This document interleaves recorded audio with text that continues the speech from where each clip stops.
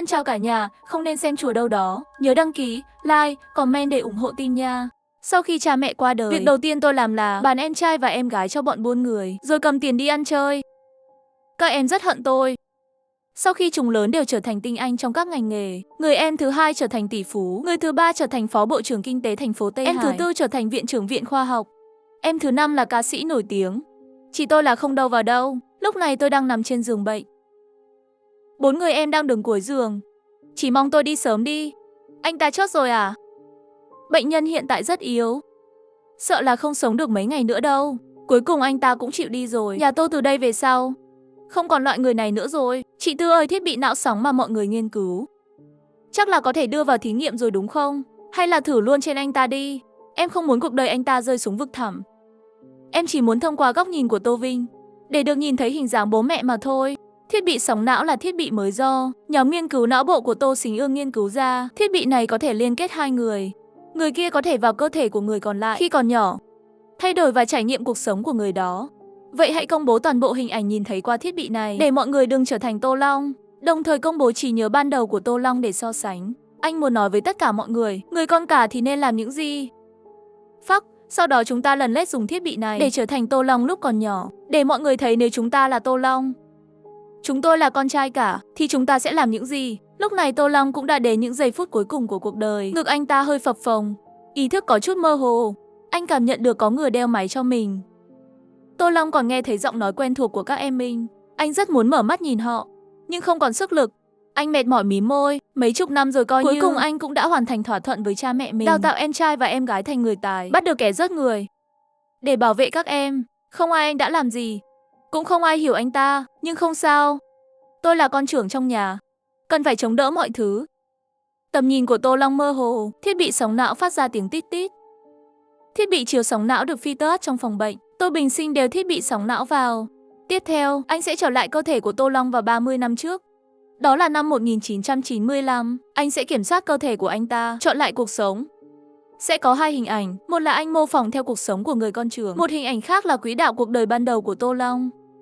Đêm giao thừa năm 1995, khu công nghiệp ở trấn Bạch Tháp, ngập tràn tiếng bắn pháo hoa. Tô Bình Sinh nhập vào cơ thể của Tô Long mới 12 tuổi, bắt đầu trải nghiệm cuộc sống của người con cả. Hình ảnh đầu tiên là Tô Bình Sinh nhìn cha mẹ đang gói sủi cảo. Anh đang định gọi bố mẹ thì nghe thấy tiếng xe đâm vào cổng nhà, còn có tiếng nổ súng. Tô Bình Sinh ngơ ngác trước những âm thanh bạo lực này. Mẹ anh gọi anh mấy tiếng nhưng anh ta vẫn đứng ngây ra đấy. Bố anh chỉ còn cách bế anh đi ra từ cửa sau, đặt anh ta vào bụi ngô. Tô Bình Sinh cuộn tròn trong bụi ngô. Anh là một cao thủ kinh doanh nhưng rất ít tiếp xúc với sự bạo lực như thế này, đặc biệt là khi đột nhiên gặp phải chuyện nên như chỉ vậy. Biết đứng ngây ra. Sau một lúc lâu, Tô Bình Sinh mới hơi run rẩy chui ra khỏi bụi ngô, rồi đi vòng ra cửa chính, nhìn cánh cửa vỡ vụn. Anh ta đi vào sân, mi tớt bố mẹ xanh xao, liên tục nôn ra máu, trong miệng đầy mùi thuốc trừ sâu. Bố anh đã mất. Trên ngực còn cắm một con dao, màu biến thành màu đen. Con trai, sau này con không được khóc nữa. Con hãy về nhà bà ngoại để chăm sóc các em. Con là anh cả, sau này không được khóc nữa. Chăm sóc tốt cho các em. Đừng báo thù cho chúng ta. Mấy đứa sống cho tốt. Đừng động vào những người này. Họ đều là mấy tên điên. Con là anh cả. Tôi nhớ lại rồi. Năm đó Tô Long đến nhà bà ngoại đón chúng tôi. Anh ta nói bố mẹ ra ngoài, nhà bị cháy. Thì ra không phải là nhà bị cháy, có người cố ý trả thù cha mẹ. Nhưng tại sao Tô Long lại nói dối? Anh sơ rồi đúng không? Tô Bình Sinh nhanh chóng đứng dậy. Sau đó anh ta đi gõ cửa nhà hàng xóm, nhưng không ai ra mở cửa. Hàng xóm vì sợ liên lụy nên đều trốn hết trong nhà. Không ai ra mở cửa cả, không một ai quan tâm, cứ để Tô Bình Sinh đập cửa liên tục. Cha mẹ đã giúp dân làng nhiều như vậy, nhưng ai cũng là kẻ hèn. Tô Bình Sinh đạp xe đến đồn cảnh sát cách đó rất xa, nhưng phát hiện lốp xe hết hơi. Anh ta cắn răng đạp xe, bánh xe nặng nề quay trên đường đất. Tôi phải cho anh thấy con trưởng là như thế nào. Cuối cùng sau 2 tiếng rưỡi anh ta cũng đến được đồn cảnh sát. Xe cảnh sát phải mất 3 tiếng nữa mới đến được. Tô Bình Sinh rất khó chịu. Sự kiên nhẫn của anh ta đã tiêu hao hết trên đường đi rồi. Cơ thể 12 tuổi của anh ta rất yếu. Anh mệt mỏi chờ ở đồn cảnh sát. Anh mượn điện thoại, chuẩn bị gọi về nhà bà ngoại. Bà ngoại, bố mẹ bị người khác hại chết rồi. Mọi người mau đến đây đi, đưa theo nhiều người vào. Tô Bình Sinh vô cùng bình tĩnh. Anh ấy quyết định làm mọi thứ lớn hơn với tư duy kinh doanh. Chắc chắn sẽ nhanh chóng tìm ra được sự thật. Hình ảnh thăng trầm như phim. Khung cảnh chấn động. Hình ảnh mang hơi thở của thời đại 95, một cuộc trò chuyện rất thích tế. Khán giả thậm chí có thể cảm nhận được tâm trạng của Tô Bình Sinh, đạt top 1. Độ hát trên kênh Lắp Chim chào năm mới. Còn bây giờ trên màn hình đã chuyển sang một trang mới. Khu công nghiệp Trấn Bạch Tháp năm 1995. Vào đêm giao thừa bố mẹ Tô đang gói sủi cảo. Lúc này ngoài cửa có tiếng xe đâm vào cổng. Vẻ mặt của bố mẹ đều tối sầm lại. Bố Tô đem Tô Long giấu dưới gầm giường. Đừng ra ngoài. Dù có chuyện gì xảy ra cũng đừng gọi cảnh sát. Bố nghi ngờ họ đang nhòm ngó các em con. Họ quá mạnh. Trốn cho kỹ, không được khóc. Thế là Tô Long cuộn tròn dưới gầm giường. Mắt đỏ hoe, anh tìm cách để nhìn rõ hình dáng của bọn chúng. Xem giày của hãng nào, xa xỉ bao nhiêu, mặc quần áo gì. Rốt cuộc ông đã tìm ra được bao nhiêu chứng cứ. Vì anh, 3 đường dây buôn bán ma túy của chúng tôi đều điêu đứng. Cô uống hết lọ thuốc sâu này thì tôi để chồng cô sống. Mẹ Tô không chút do dự mà mở nắp chai thuốc trừ sâu ra. Bà nhìn chồng mình lần cuối, rồi uống nó. Người bố hét to, nhưng lại bị bọn người đó giữ lại. Ông còn mua dãy dụa thêm, cho đến khi kẻ giết người vô cảm, rút ra một con dao, đâm thẳng vào ến ghét của người bố. Đổ thuốc trừ sâu vào miệng hắn. Tạo hiện trường hai vợ chồng bất hòa nên xử lẫn nhau. Đồng thời để lại tờ di thư giả trong đống đổ nát. Thật tiếc là con chúng không có ở đây. Không thì cũng diệt nốt. Không cần vội, người đàn ông đầu chọc dẫn đầu. Những người kia rời khỏi nhà họ. Sau đó dùng lửa đốt nhà. Nhưng Tô Long không thoát ra ngoài. Anh ta tìm một cái khăn làm ướt bằng nước, che mũi và miệng của mình, rồi lại trốn xuống gầm giường. Lúc này, căn nhà đầy khói. Lại vang lên tiếng bước chân. Đám đông đầu lúc nãy lại vào lần nư đá văng mọi thứ. Đi thôi anh em, nhà Tô không còn gì nữa rồi. Cuối cùng, tiếng nổ máy xe cũng vang lên. Khi xe đi xa, Tô Long dưới gầm giường mới chạy ra. Anh kéo cha mẹ mang ra sân. Trong sân nhà, người mẹ tỉnh dậy nhìn Tô Long lần cuối. Tiểu Long, cha mẹ vì điều tra những kẻ buôn ma túy nên bị báo thù. Sau này con nhớ tìm cách đưa các em trốn đi. Đừng để bọn tội phạm trả thù. Con là con cả. Đến lúc trưởng thành rồi, mẹ con chưa được nhìn con kết hôn. Chưa thất con. Người mẹ chớt trong hình dạng rất khổ sở, xác chất đầy mùi hóa học bốc lên. Trong nhà lửa ngào ngạt, khói đen mù mịt. Tô Long không do dự, anh di chuyển dần dần. Họ ra bãi ngô. Cuối cùng là Tô Vinh mất 1 tiếng đồng hồ để giấu xác cha mẹ trong vườn ngô. Tối giao thừa năm 2020 làm pháo hoa rực trời. Trong khu dân cư có rất nhiều gia đình đứng nhìn màn hình. Mọi người đều không thể tin được mà nhìn nhau. Anh cảnh sát tuần đêm cũng đang nhìn những hình ảnh được phát sóng. Tại sao anh ta lại giấu xác? Mà tại sao lại phải giấu chứ? Nhà họ Tô không phải chỉ là báo thù đơn giản, mà là đã có tính toán từ trước. Vợ chồng nhà họ Tô là cảnh sát chống ma túy thế hệ đầu tiên. Người họ đắc tội khó mà tưởng tượng được. Cho nên Tô Long hẳn là giấu xác đi, rồi nói là họ mất tích, nén chịu nỗi đau này. Sau đó mới báo lên trên. Hàng trăm triệu người dân ở nhà đang xem. Họ đều thắc mắc tại sao Tô Long lại giấu xác. Anh ta sẽ làm gì tiếp theo? Tại sao anh ta không nghe theo lời cha mẹ mình, không chăm sóc tốt cho anh chị em? Trích xuất bộ nhớ sống não. Cảnh tiếp theo xuất hiện trên màn hình tivi. Bóng lưng Tô Long cô đơn ngồi trước cửa chính. Anh lấy giấy và bút ra, nghiêm túc viết cái gì đó. Thời gian 8 giờ 2 phút tối ngày 30 tháng 1 năm 1995. Khi chương trình chào năm mới vừa phát sóng thì tội phạm lái một chiếc xe tải màu xám trắng mới. Một chiếc Santana màu đen đâm vào cổng nhà. Tất cả có 6 người. Cao khoảng 1m77, nói giọng Vân Nam. Trong bệnh viện, mấy người họ kinh ngạc. Tô Long đang ghi lại phâu cơ điểm của những tên hung thủ. Anh ta định làm gì vậy? Tô Long 12 tuổi ngồi trên bệ cửa. Ngôi nhà trước mặt đã bị thiêu rụi. Một tiếng nổ lớn vang lên. Cậu còn viết gì vậy? Nhà đang cháy kia. Tô Vinh thờ ơ, chỉ đắm mình trong suy nghĩ của mình. Trong mắt người khác anh như kẻ ngốc. Bố mẹ cậu đâu? Đồ thần kinh này. Sao nhà cậu lại có đứa con như cậu chứ? Ông chịu tức đến nỗi đạp chân. Bởi vì ánh mắt của Tô Vinh là sự bình tĩnh và chế nhạo. Đúng vậy, trước đó thì không ai thèm đến. Bây giờ thì lại bắt đầu ta đây. Lo này lo kia chỉ là giả tạo. Trước đây, nhà họ Tô chưa gian diệt ác nơi đây. Ngoại trừ bọn côn đồ. Nhiều thợ mỏ cảm kích ông. Hàng xóm thở dài rồi rời đi. Còn có người gọi điện thoại thông báo cho ông bà của Tô Long. Tô Long thì dùng rác để che giấu những bằng chứng có dấu tay của chúng. Rất nhanh sau đó, ông bà ngoại và các em của anh đã đến nơi. Bà ngoại 67 tuổi, nhìn thấy ngôi nhà bị thiêu rụi như vậy, liền khóc lớn. Tiểu Long, bố mẹ đâu rồi con? Bố mẹ đâu? Họ ra ngoài rồi, trước đó bố mẹ nói phải đi công tác. Vậy là ai đã đốt nhà? Là ai làm vậy? Có phải là mày nghịch lửa cung?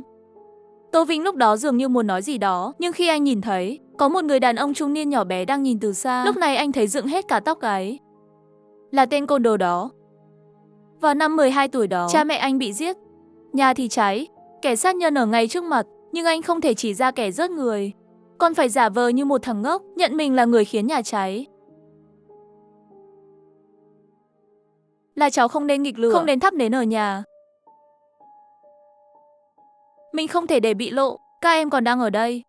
Không thể để bọn chúng thấy. Anh trai là phải bảo các em của mình. Vậy mà khi còn nhỏ chúng ta đã từng phải đối mặt với sự báo thù của chúng. Vậy sao mà thoát khỏi vậy? Làm sao có thể? Sao em không biết? Tô Long thật là ngu ngốc, chỉ biết sơ sẹt. Quả nhiên, anh hai mới phù hợp làm con cả. Anh ấy có thể dẫn cảnh sát đi bắt hung thủ, đưa chúng ta ra khỏi bóng tối.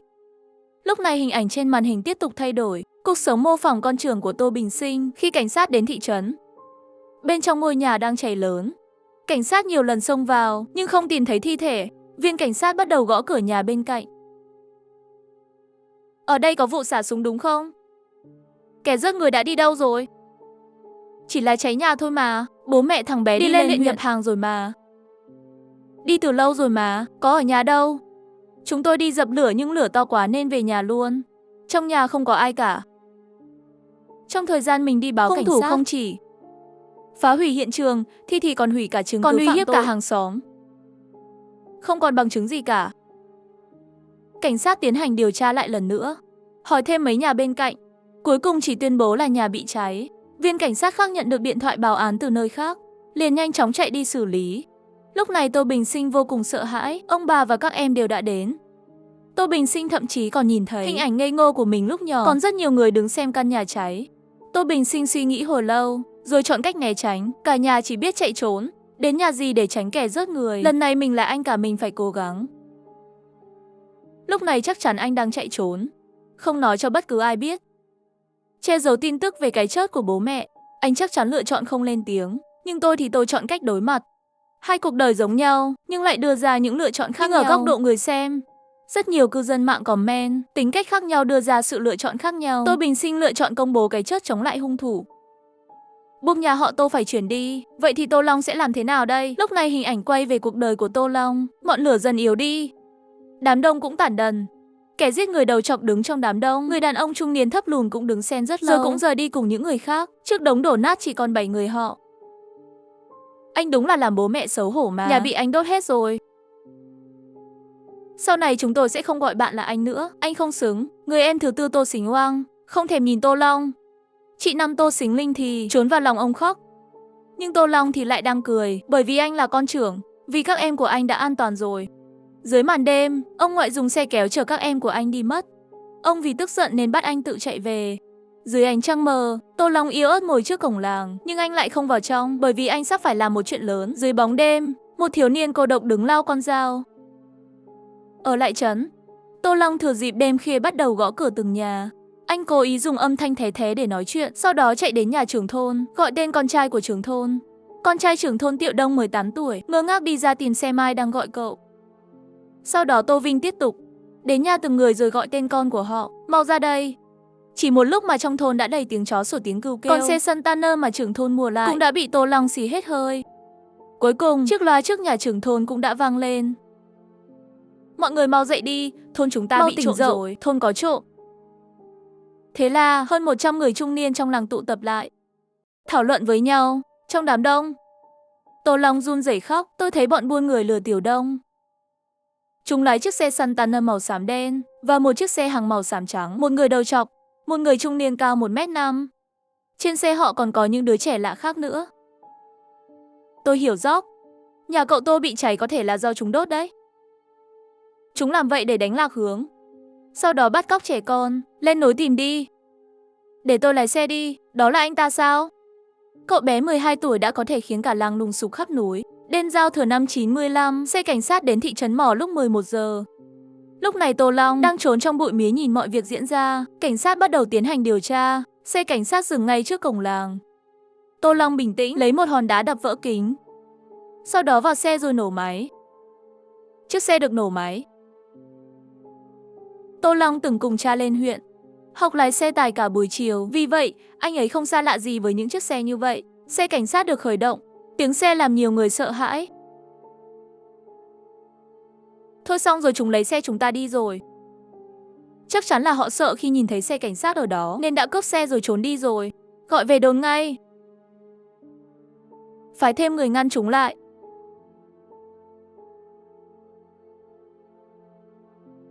Sáng sớm chúng ta sẽ ra tay tiêu diệt chúng. Sao khu núi này lại sáng thế chứ?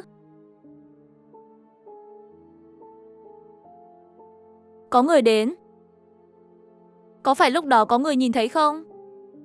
Không phải là có bọn bắt cóc trẻ con. Bắt cóc trẻ con sao? Trước tiệt sao lại đúng vào lúc này chứ? Chúng ta chia thành hai nhóm. Cậu lái xe địa hình, tôi lái xe hàng. Chúng ta tách nhau ra. Sau đó hai chiếc xe tách nhau ra ở ngã ba đường núi. Tô Long nhanh chóng lái xe theo xe tải. Sau đó đâm thẳng vào xe tải. Thanh niên lao thẳng ra khỏi cửa, kính xe bị vỡ. Sau đó Tô Long đạp ga. Hắn ta bay ra cách đó vài mét. Hắn kêu gào trong đống bùn đất, nhìn thấy người đó nằm bất động trên đất. Tô Long mới xuống xe. Sau đó mặt không biểu cảm che mắt tên đó lại. Kéo hắn vào xe. Sau đó lái xe đến gần một cái hồ, rồi kéo tên đó ra ngoài. Xin lỗi, tôi xin lỗi. Chúng ta không nên săn trộm Linh Dương. Tha cho chúng tôi đi, làm ơn các người đó. Mặt hắn ta trắng bệch, cố gắng gào thét, cố gắng giả làm thợ săn. 8 giờ 2 phút tối ngày 30 tháng 1 năm 1995, tên tội phạm lái một chiếc xe hàng màu xám trắng. Một chiếc Santana màu đen đâm vào cổng nhà. 6 tên tội phạm, người dẫn đầu là một người đàn ông đầu trọc. Tấn công nhà họ Tô. Là hơn 8 giờ tối, một trong những nạn nhân bị đe dọa phải uống thuốc trừ sâu. Nói đi là ai lệnh cho các người đến. Lúc này hắn ta cắn chặt răng. Ngoài gào thét ra thì không nói gì thêm. Tô Long đưa anh ta xuống nước. Nước liên tục ngấm vào quần áo, mũi, miệng anh ta. Cuối cùng khi không chịu nổi nữa, hắn mới mở miệng cầu xin. Tôi nói, tôi là Dương Đại Dũng, dân tộc Bạch Dương Kỳ Nhân ở Nội Mông. Năm nay 25 tuổi, liên kết với một công ty buôn lậu ma túy gần đây. Tôi là sát thủ ở đó, chịu trách nhiệm loại bỏ một số người. Lần này là được ông chủ Dương thuê, với giá 50.000 tệ để rớt một gia đình họ Tô, 100.000 tệ diệt khẩu cả nhà họ Tô. Còn ông chủ Dương là ai? Thì tôi không biết, tôi chỉ nhận việc. Không biết gì khác cả. Đừng rớt tôi. Trời đất, đứa trẻ này không chọn cách trốn tránh, mà là định báo thù cho cha mẹ mình. Anh ta không nhờ cậy để đuổi địch, mà còn nhớ kỹ hình dáng của bọn rớt người. Nhưng sau đó Tô Vinh nhiều lần phải ngồi tù, thậm chí con động vào thứ đáng sợ nhất đời này. Trong phòng bệnh, em gái thứ tư. Tô Sính Ương ngạc nhiên người anh gầy gò ốm yếu của mình. Anh ta giỏi vậy, nhưng sau đó khi đến thành phố Lạc Khâu, tại sao lại bán từng người chúng ta đi chứ? Lúc này hình ảnh mới lại xuất hiện. Cuộc sống mô phỏng con cả của Tô Bình Sinh xuất hiện. Biết được nhà họ Tô bị thiêu rụi, còn hung thủ thì chưa tìm ra. Người gì đau lòng nhìn bọn trẻ con, cứ tạm thời ở lại đây đã. Bao nhiêu người thế này, ăn không ở không à? Cuộc đời này tôi là con cả, tôi phải làm được. Tô Long, anh sẽ làm gì? Chắc là thất bại lắm. Giống như trước vậy, anh nói bố mẹ mất tích, đưa mọi người đến thành phố Lạc Khâu, sau đó bán chúng tôi đi. Nhưng lần này, tôi là anh cả, tôi sẽ không làm giống anh. Lúc này hình ảnh lại nhảy đến cuộc sống của Tô Long. Ta cho tôi đi, xin anh đưa tôi đi bệnh viện đi. Tôi sắp chót đến nơi rồi. Tại sao phải giết gia đình nhà họ Tô? Tôi chỉ biết nhà họ Tô là cảnh sát phòng chống ma túy, bắt giữ một đường dây buôn bán ma túy vào năm 94, gây tổn thất nặng nề cho họ. Vợ của anh ta là Quốc An đã điều tra tên hỏi đầu, nên hắn mới liên hệ với chúng tôi rồi cung cấp thông tin. Đó là tất cả những gì tôi biết. Tô Long dựa vào hồ nước rồi ghi lại mọi thứ. Sau đó, anh bình tĩnh nhìn Dương Đại Dũng dứt khoát rút con dao giả ra, đâm anh ta mấy nhát. Tô Long vứt anh ta xuống đất. Sau đó lấy bật lửa ra, làm giả dấu chân đi đến xe cảnh sát. Tô Long nhìn bụng mình, ánh mắt tàn nhẫn, quả quyết vung dao. Sau đó ném con dao găm xuống nước để hủy DNA và dấu vân tay. Sau đó Tô Long bình tĩnh nằm xuống chờ đợi. Nếu như anh ta chớt đi, vì mất máu quá nhiều nên Tô Long chỉ cảm thấy trời đất quay cuồng, nhưng tay vẫn luôn nghỉ chặt vết thương cho đến khi có tiếng bước chân. Tô Long mới nhắm mắt lại, hoàn toàn mất ý thức.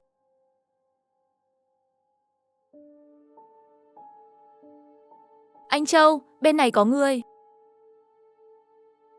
Đứa trẻ này bị bọn buôn người đâm một nhát, nhưng vẫn còn sống. Mau cứu nó. Ngay sau đó cảnh sát đã lên xe và đưa anh đến bệnh viện. Theo những gì kiểm tra thì người chót gãy nhiều xương sườn. Nguyên nhân cái chết là do vết dao ở tim và bụng. Hung khí được phán đoán là loại dao găm. Dấu chân trên mặt đất, dựa trên độ nông sâu và kích thước. Người này khoảng 1m83, nặng 79 kg, thân hình to lớn. Ngoài ra, mặt đất có dấu vết lôi kéo, xác định là do nạn nhân để lại. Theo manh mối, đây chắc là hiện trường đầu tiên của vụ án. Bởi vì người dân báo cảnh sát để lên núi tìm người nên chúng sợ hãi. Các nghi phạm tự chém giết lẫn nhau nên đã trộm xe đến đó. Rồi giết luôn đồng phạm của mình, sau đó lái xe đưa Tô Long đi. Trên đường đi phát hiện mang theo Tô Long không thể trốn thoát. Vậy nên đã quyết định giết Tô Long, lái xe chạy trốn. Vì tìm thấy Tô Long ở gần sông, nên không tìm ra dấu chân. Có thể phán đoán là hung thủ chạy trốn theo bờ sông. Lập tức báo lên trên, yêu cầu tăng cường lực lượng cảnh sát để hỗ trợ điều tra. Sao rồi? Còn đau không? Chúng muốn hỏi cụ thể về bọn buôn người. Họ trói cháu lại rồi nhét cháu vào cốp xe. Cháu không biết là xe đi đâu, nhưng chạy rất nhanh như là đang lên dốc. Cháu chỉ nghe họ nói là phải bắt thêm vài đứa trẻ nữa. Sau đó họ nói có cảnh sát lên núi tìm chắc chắn là có gián điệp. Sau đó họ đánh nhau. Sau khi cháu ra được thì đã ở thung lũng, họ muốn dùng dao giết cháu. Điện thoại nhà cháu là bao nhiêu để báo họ đến trả viện phí. Nhà cháu nghèo nên không có điện thoại. Không sao, cháu nghỉ ngơi đi. Tiền này chú trả trước rồi. Chú, cháu muốn về nhà. Cháu chắc là mình ổn chứ? Cháu ổn ạ. Được rồi, ta sẽ đưa cháu về. Tôn Hải Dương đưa Tô Long đến cổng làng Đại Đàm, rồi liền vội vàng đi bắt bọn buôn người. Sáng sớm ông bà đã dậy nấu đồ ăn sáng. Trước mặt Tô Bình Sinh, Tô Bình Chính, Tô Xính Ương và Tô Xính đều là cháo, trứng luộc. Chỉ có duy nhất trước mặt Tô Long là một bát cháo kê. Hạt kê cũng ít, nên cháo cũng không đặc. Mất cả một đêm, Tô Vinh cũng không quan tâm nữa, hút một hơi để bồi bổ. Sau khi ăn xong, Tô Bình Sinh đi đọc sách. Bây giờ cậu ta 11 tuổi, đang học trung học. Thỏ trắng nghèo, nhìn ngang nhìn dọc. Quần áo đã cũ, quần áo đã cũ, quần áo đã cũ. Người đã không còn như trước, là cổ diễm ca từ thời nhà Hán. Ý nói mọi người nên trân trọng những gì trước mắt, đừng có mới nới cũ. Còn anh nói sao? Lo cho bản thân anh trước đi, chỉ biết gây rắc rối thôi.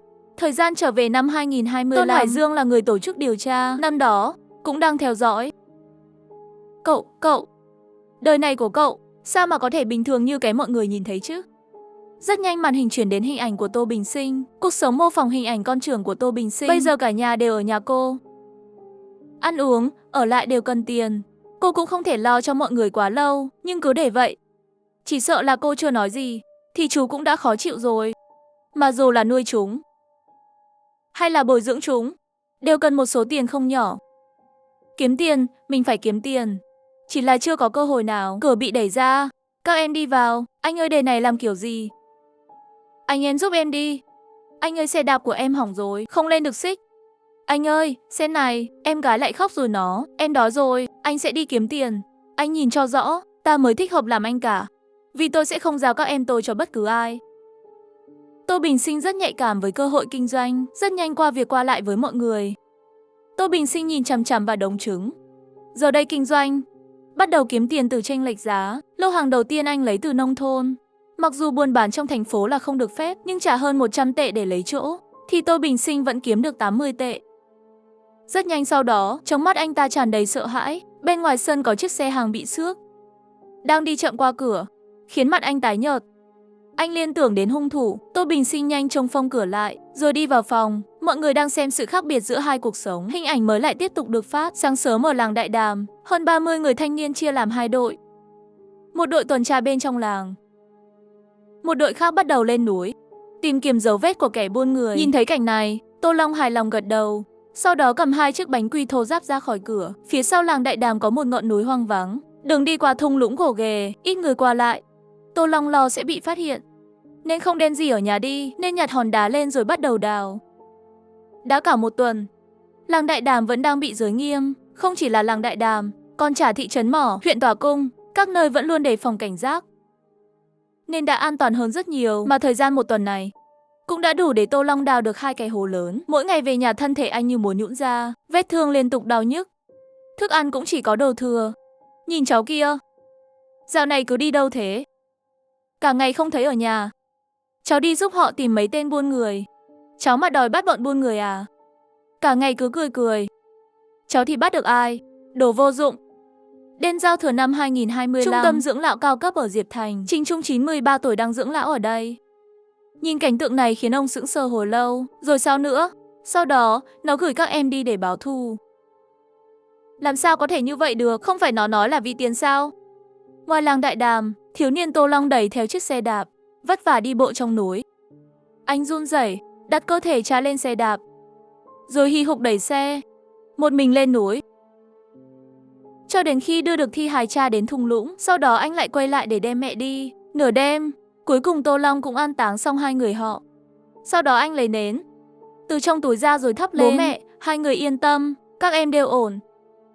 Con nhất định sẽ chăm sóc tốt cho chúng. Anh ba Tô Bình Chính và em Tư Tô Xính Ương nhìn nhau, không thể tin được vào cảnh tượng trước mắt. Đằng sau cái chát của cha mẹ không ngờ lại nhiều bí mật đến vậy. Kẻ thù quá mạnh, nhưng Tô Long vẫn kiên quyết đối phó với chúng, chống lại kẻ đứng sau đầy thế lực này. Cha mẹ bị rớt, tôi lại lừa các em là bố mẹ đã đi công tác. Rõ ràng là hung thủ đốt nhà. Tôi nói là do tôi không cẩn thận khi nghịch lửa. Ông bà tôi ghét tôi đến tận xương tủy, nhưng tôi lại rất vui. Chỉ vì có như vậy, thì kẻ giết người mới không nhắm đến chúng. Rốt cuộc bố mẹ đi đâu rồi à? Đi công tác rồi, đợi họ về thấy nhà bị thiêu rụi thì anh không thoát được đâu. Cách giải của bài này đang không đúng. Nếu không phải là anh đốt nhà, thì em còn có sách hướng dẫn mà dùng. Không cần anh giả vờ dạy dỗ như vậy. Anh lo cho bản thân trước đi. Không chơi với anh nữa. Nhà mất rồi, bố sẽ đánh đấy. Cháu không muốn đi học nữa. Thằng khốn. Nhà chúng ta thế hệ nào cũng là người tài. Sao lại sinh ra loại như mày chứ? Đốt nhà, không đi học sau này định vào tù à? Không đọc sách còn tiết kiệm được ít. Tô Long đứng một mình trong sân. Sau này mình sẽ để tóc dài, nhìn như vậy sẽ trưởng thành hơn. Một tuần sau, Phó Cục trưởng Tôn Hải Dương lấy ra một đống ảnh. Nhóc xem có phải là mấy người này không? Không ạ. Tiếp tục điều tra, tiếp tục vây bắt. Cháu nhớ hôm đó trên xe còn một bạn nữa. Thận đã bị chúng moi mất. Sao lại nói vậy? Sao trước đây cháu không nói chú biết những tin tức này? Là thật vậy mà. Tôn Hải Dương nhíu mày nghi ngờ. Ông luôn cảm thấy đứa trẻ này đang cố tình làm lớn mọi chuyện. Nhưng ông vẫn báo cáo lên cấp trên. Cuối cùng đã đến tai Cục Đông Xương. Cục Đông Xương liệt bản án này vào bản án nghiêm trọng. Tổ chức các cơ quan ở Lạc Khâu, Tây Hải, Nghiệp Thành, Tân Thành và Hợp Phi cùng nhau phá án. Bắt lấy bọn buôn người. Hoạt động buôn bán nội tạng bị đàn áp. Anh ta có thể làm đến bước này luôn sao? Nhưng tại sao anh ta lại bán chúng ta đi chứ? Em nhớ sau khi nhà bị đốt không lâu, chúng ta đi học thì bị mọi người bắt nạt. Đều là tự mình đánh trả lại. Đánh đến nỗi bọn họ phải chuyển trường không? Lúc đó anh cũng còn nói với Tô Long. Nhưng Tô Long không dám làm gì, cũng không quan tâm. Tại trường tiểu học Mỏ, anh ta lúc đó đang học lớp 7 bị hai tên béo ăn hiếp. Anh ta đã nói với Tô Long, hy vọng Tô Long dạy dỗ đối phương. Nhưng Tô Long chỉ lạnh lùng nhìn anh ta. Đây là việc của em. Đàn ông thì nên tự giải quyết chuyện của mình. Cũng chính vì chuyện này, Tô Bình Chính mới chán ghét người anh này, nên mới muốn học để làm trong nhà nước. Lúc này màn hình tiếp tục chiếu những cảnh khác. Cuộc sống mô phỏng con trưởng của Tô Bình Sinh. Tô Bình Sinh dọn đống trứng gà lớn lúc nãy mua được. Trong thời gian này anh thường đi lấy các mặt hàng, rồi bán lại kiếm chênh lệch. Một mặt cũng để tìm một số người, cho họ một chút tiền, để những người này đi báo công an. Cảnh sát bắt đầu thường xuyên tại nhà người cô. Mặc dù lần nào cũng chỉ là xử lý mấy chuyện nhỏ nhặt, nhưng hung thủ không hề biết. Cảnh này xuất hiện nhiều lần. Chiếc xe hàng đó cũng biến mất một thời gian. Tô Bình Sinh kiệt sức vừa về đến nhà, Tô Bình Chính đã đi đến nói: ở trường em bị bắt nạt. Là ai đưa anh đi? Anh báo thù cho. Kết quả là đối phương còn đi cùng cha mẹ đánh Tô Bình Sinh một trận. Còn lấy tiền ra ném vào mặt Tô Bình Sinh. Sau đó ngông nghênh đi mất. Hôm sau Tô Bình Chính lại tiếp tục tìm anh. Họ lại bắt nạt em. Chúng ta chuyển nhà đi, không học trường này nữa. Sau này anh kiếm được tiền rồi, em cũng sẽ không bị bắt nạt nữa. Đây mới là anh cả chứ. Còn ra mặt vì em trai, chứ không phải không quan tâm gì. Nhớ lại chuyện xưa, Hình ảnh của Tô Long đồng thời xuất hiện. Trên màn hình là hình ảnh Tô Bình Chính khóc lóc mách ông vì bị bạn ở trường bắt nạt. Chúng nó đẩy cháu, còn sai người đánh cháu lúc tan học. Bị bắt nạt thì phải tìm giáo viên. Ngày mai ông sẽ nói với chủ nhiệm. Ông nội rời đi, Tô Bình bất lực lau nước mắt. Anh ta cũng đi báo với thầy cô Nhưng rồi. trừ khiển trách Châu Mập ra thì cũng chả làm được gì nữa. Anh chỉ còn cách đi tìm Tô Long. Vấn đề của đàn ông nên tự mình giải quyết. Đây là việc của em. Gặp chuyện là khóc. Có còn là đàn ông không? Anh không xứng làm anh. Trong phòng bệnh, Tô Bình Chính này đã là thị trưởng. Nhìn cảnh tượng trước mắt, liền nghĩ về ngày xưa. Đúng vậy, người này giống hệt như trong ký ức. Lời nói lạnh lùng, không có chút che chở nào. Ký ức của Tô Long tiếp tục. Hình ảnh mới tiếp tục xuất hiện. Con đường nhỏ đằng sau trường tiểu học mỏ. Tô Long đứng ở cạnh đường chờ đợi. Từ xa nhìn thấy một tên béo đeo cặp xuất hiện. Mắt Tô Long lạnh lùng, cầm gậy lên. Anh là ai? Ra mặt cho ai hả? Đúng lúc đó anh của Châu Học Cường cũng đi qua. Còn đi cùng mấy tên côn đồ. Dám đánh em trai tao, đánh nó.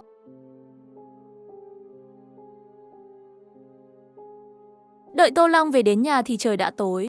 Cánh tay bàn tay rất nhiều vết bầm tím. Không đi học là để làm côn đồ thế này à? Nhà họ Tô sao lại sinh ra một thứ đáng xấu hổ như vậy? Tô Long không nói gì. Ngày hôm sau cùng thân thể đầy vết thương, anh chặn Chu Học Cường ở cổng trường tiểu học mỏ. Vết thương hôm qua còn chưa lành. Châu Học Cường sợ hãi ôm lấy đầu, la hét om tỏi. Rốt cuộc anh là ai chứ? Ông đấy đắc tội gì với anh hả? Tô Long hung dữ không nói một lời, tiếp tục đánh hắn. Anh của Châu Học Cường nghe thấy em mình lại bị đánh, liền giận dữ, cùng mấy người nữa vội vã chạy đến. Mày bị bệnh à? Đánh nó.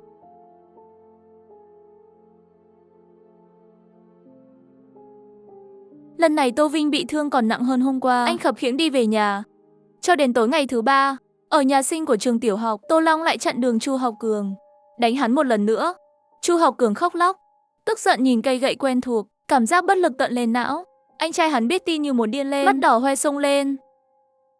Tô Long nhanh chóng cầm lấy cây lau nhà bên cạnh, mấy đứa đi cùng lập tức bỏ chạy. Hiện trường chỉ còn lại hai anh em nhà họ Châu.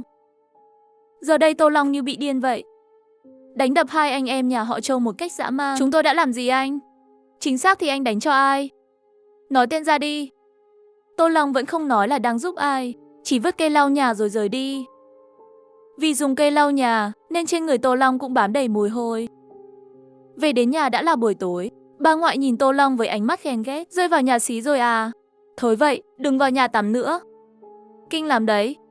Tô Long chỉ lặng lẽ gật đầu, rồi ra ngoài sân tắm qua bằng nước lạnh. Trên bàn ăn, trước mặt Tô Long vẫn chỉ là đặt một bát cháo hạt kê và một ít dưa muối. Tô Bình Chính 9 tuổi, hôm nay không thấy khóc, dáng vẻ rất tự hào. Hôm nay Châu Móc không dám bắt nạt em nữa rồi, em đã đẩy cậu ta một cái. Mà dạo này nó cũng ngoan ngoãn hơn rồi, không dám bắt nạt mọi người nữa. Gặp vấn đề thì chỉ nên dựa vào chính mình mà thôi, nhất định phải mạnh mẽ chống trả. Nói đến đây, anh ta còn cố ý nhìn qua Tô Long đang im lặng, rồi quay đi, nhìn thấy ánh mắt của em mình. Tô Long chỉ lặng lẽ húp cháo. Đêm khuya, Tô Long mang theo con dao, thừa dịp đang là ban đêm để đến nhà họ Châu. Chó trước nhà nghe thấy tiếng bước chân liền kêu lên. Ánh mắt Tô Long lạnh lùng, vung dao. Tiếng chó sủa làm Chu Học Cường mở cửa kiểm tra.